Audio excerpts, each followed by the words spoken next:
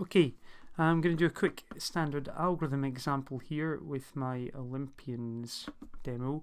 I'll just delete that from the testing. Let's go for something where so a basic linear search. We will do something called more than 2 golds. Okay, and it's going to need an array of Olympians. So you can see one nice thing about working with an array of records compared to parallel arrays is you're just passing one thing about. You're just passing one array rather than several arrays. However, sometimes it means you're getting far more information than you need, but it's all grouped together into one thing. So this is just a basic linear search. Let's go for something like this.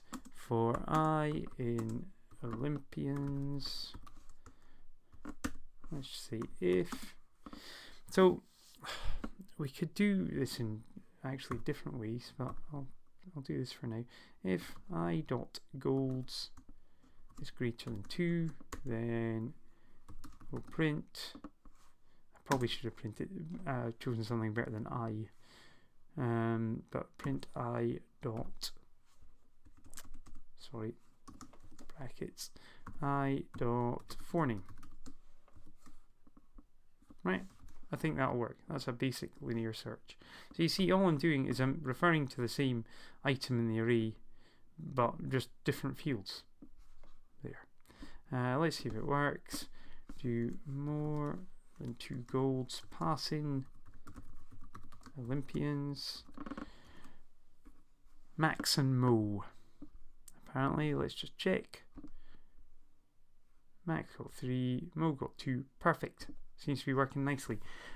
So I guess you could also, I mean, that's my example, but just here's an alternative. You could also do just different syntax. If we did for I in range, the length of Olympians, just if you prefer this syntax, then we'd be doing,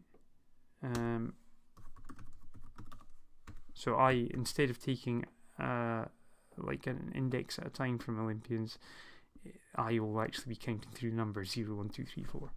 So we do that. Just same as working with any array, actually. These are just alternatives. You should do the same. There you go. Okay. Hope that helps. I'll maybe do another example in a second. See ya.